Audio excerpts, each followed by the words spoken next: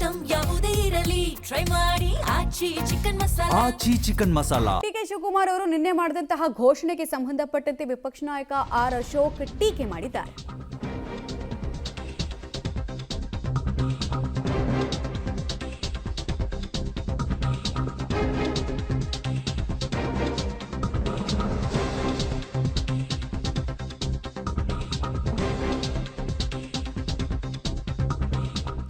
ಯಾವುದೇ ಪೂರ್ವ ತಯಾರಿ ಇಲ್ಲದೆ ಘೋಷಣೆಗಳನ್ನ ಮಾಡಲಾಗಿದೆ. ಎಬಿ ಖಾತಾ ಬದಲಾವಣೆಗಳು ಅಂತ ಹೇಳಿದ್ರೆ ಸರ್ವರ್ ಡೌನ್ ಅಂತಾರೆ, ದುಡ್ಡು ಕೊಟ್ಟರೆ ಸರ್ವರ್ ಡೌನ್ ಇಲ್ಲ. ಭಾರತ್ ಜೋಡೋ ಸಂಘಗಳಿಗೆ ಯಾವ ರೀತಿ ದುಡ್ಡನ್ನು ಎಲ್ಲಿಂದ ತರ್ತಾರೆ? 10,000 ಕೋಟಿ ಬೇಕಾಗತ್ತೆ, ಎಲ್ಲಿಂದ ತರ್ತಾರೆ ಇವರು? ದುಡ್ಡಿನ ಮೂಲ ಯಾವುದು? ಲೆಕ್ಕ ಕೊಟ್ಟಿದ್ಯಾ?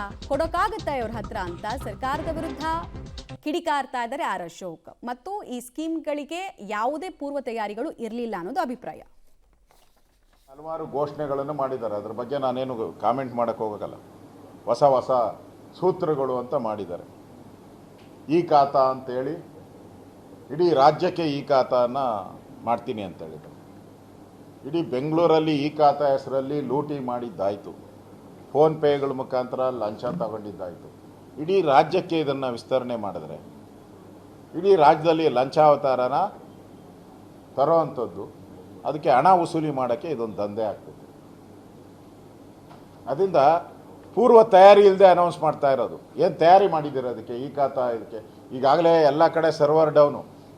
ನೀವು ಲಂಚ ಕೊಟ್ಟಿಲ್ಲ ಅಂದರೆ ಫಸ್ಟ್ ಹೇಳೋದವರು ಸರ್ವರ್ ಡೌನ್ ಅಂತ ಹೇಳ್ತಾರೆ. ನಾಳೆ ಬಾ ನಾಳೆ ಬಾ ನಾಳೆ ಬಾ ಅಂತ ಹೇಳ್ತಾರೆ, ಸರ್ವರ್ ಡೌನ್ ಅಂತ. ಲಂಚ ಕೊಟ್ಟ ತಕ್ಷಣ ಸರ್ವರ್ ಇಮಿಡಿಯೇಟು ವರ್ಕ್ ಆಗ್ತಾಯಿತ್ತು. ಇದು ಬೆಂಗಳೂರಿನ ಪರಿಸ್ಥಿತಿ. ಇದು ಇಡೀ ಕರ್ನಾಟಕಕ್ಕೆ, ಇಲ್ಲೇ ಬೆಂಗಳೂರು ಕ್ಯಾಪಿಟಲ್ ಸಿಟಿಯಲ್ಲೇ ಸರ್ವರ್ ಸರಿಯಾಗಿ ನನಗೆ ಮಾನ್ಯ ಮುಖ್ಯಮಂತ್ರಿಗಳು ರಾಜ್ಯದ ಜನರಿಗೆ ಸ್ಪಷ್ಟ ಮಾಡಬೇಕಾಗಿರೋದು ಏನು ಅಂತ ಕೇಳಿದರೆ,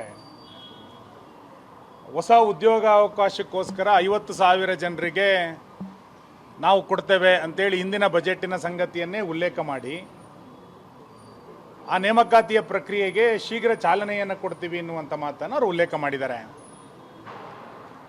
ಈ ರೀತಿ ಹೊಸ ನೇಮಕಾತಿಯನ್ನು ಮಾಡಬೇಕಾದ್ರೆ ಎಷ್ಟು ಹಣ ಬರಬೇಕಾಗತ್ತೆ? ಸರಿಸುಮಾರು 30,000-40,000 ಕೋಟಿ ರೂಪಾಯಿ ಅದಕ್ಕೋಸ್ಕರ ಬೇಕಾಗ್ಬೋದು.